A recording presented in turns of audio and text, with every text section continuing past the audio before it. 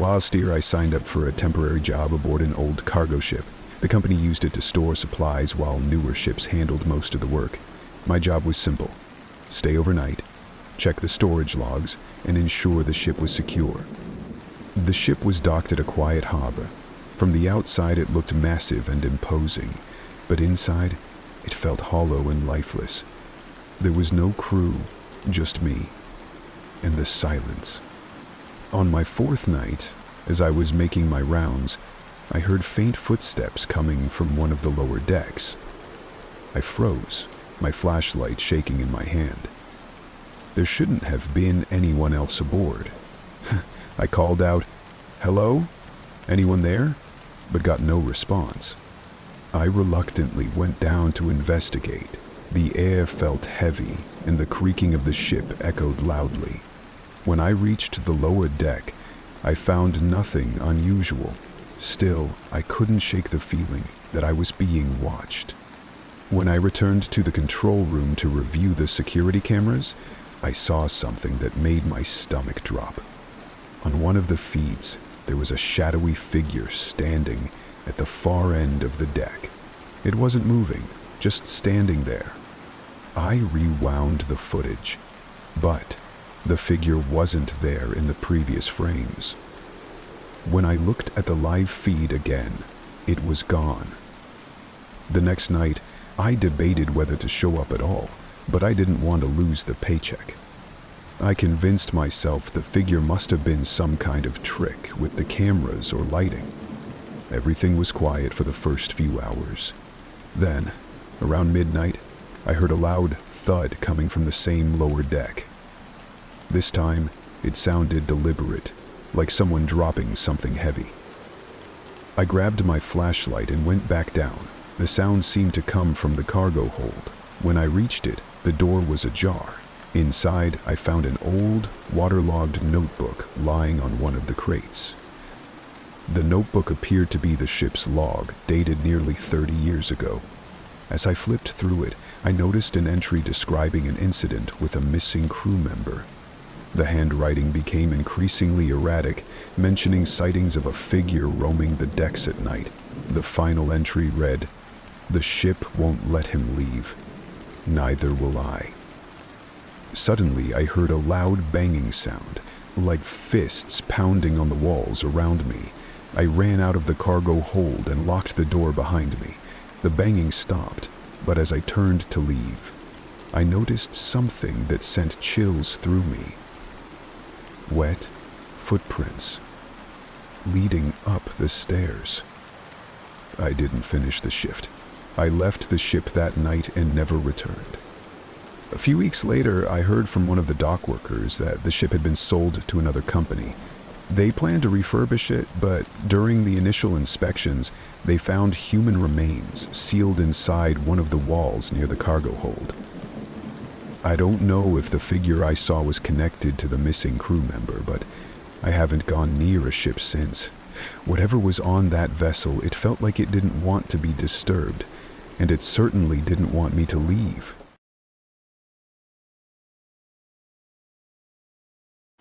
Last summer, I took a job on an old ferry that had been retired years ago.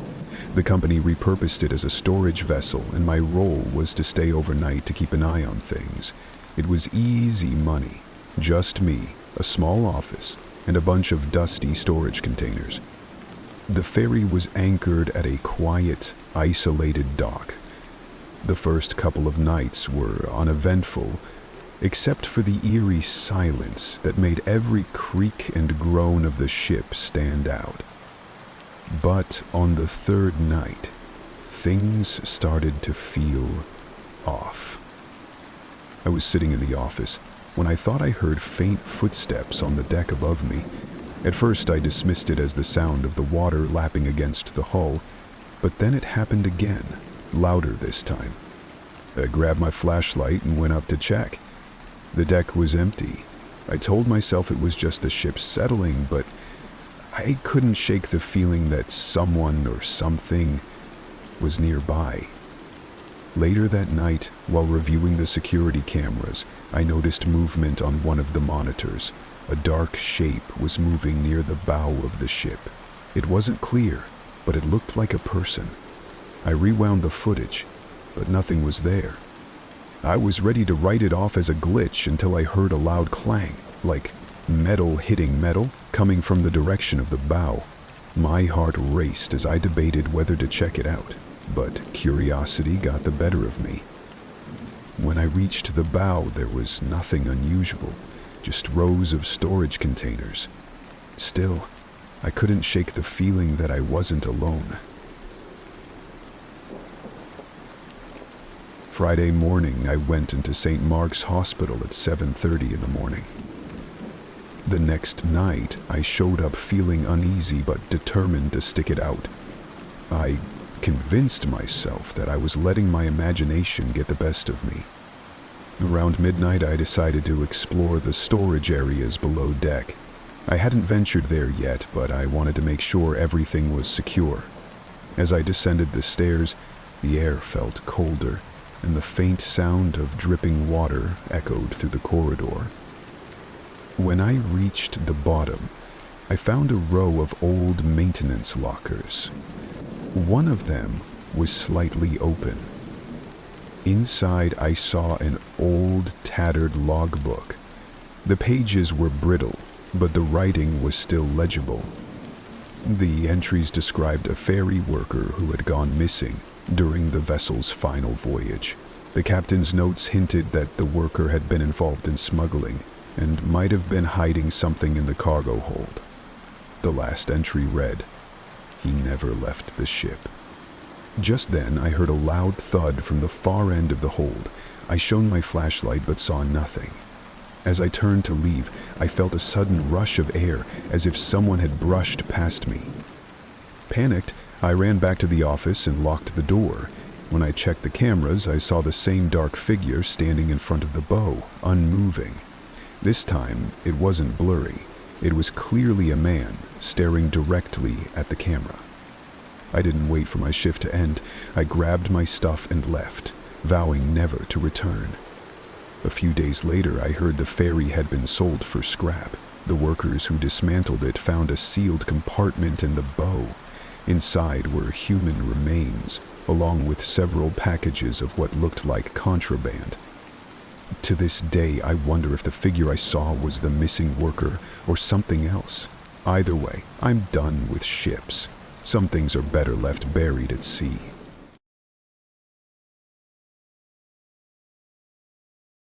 It was supposed to be a routine trip, just a 2-day ferry ride to transport cargo across a quiet stretch of the sea. I was hired as part of a skeleton crew to oversee operations. The ship was mostly automated, with just 5 of us on board: the captain, a deckhand, an engineer, a cook, and me. My job was simple: monitor security and make sure nothing went wrong during the night shifts. On the first night, as I sat in the control room, I noticed something strange. The passenger manifest was empty, as expected. This was strictly a cargo run, but the internal system flagged an anomaly. It recorded 6 active bodies on board instead of 5. I assumed it was a malfunction and reset the system, but the reading stayed the same. Later, during my rounds, I passed through the lower decks where the cargo was stored. It was dimly lit and eerily quiet, but something felt off. I thought I heard faint footsteps echoing down the long, empty corridors. I called out, but my voice only bounced back to me. Back in the control room, I decided to reveal the security footage. The cameras were old and grainy, but one feed caught my attention. It showed the rear cargo hold, where a shadowy figure moved between the containers.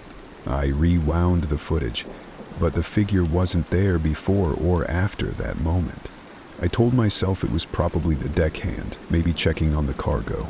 But when I asked him about it the next morning, he gave me a puzzled look and said he hadn't gone down there. The second night was worse.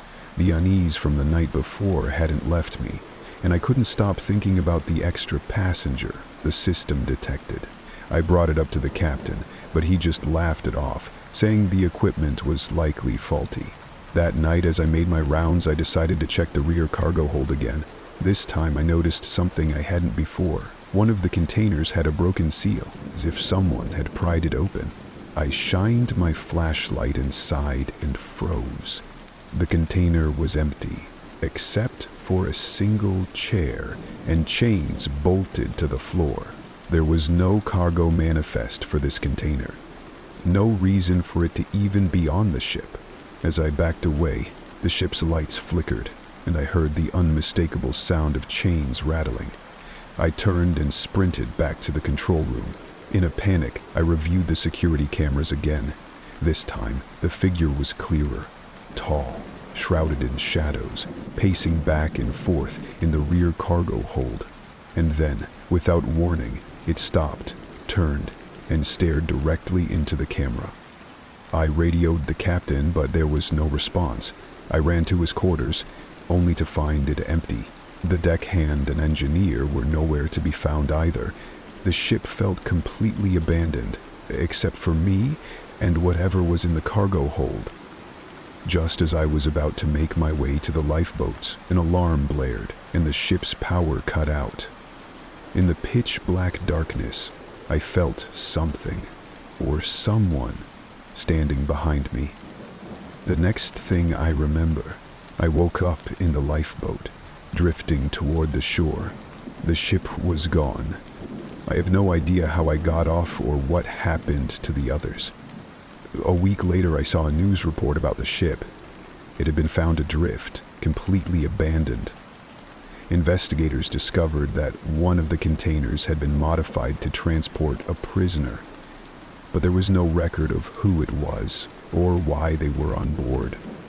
To this day, I can't explain what I saw or how I survived, but I know one thing for certain: I wasn't the only one on that ship.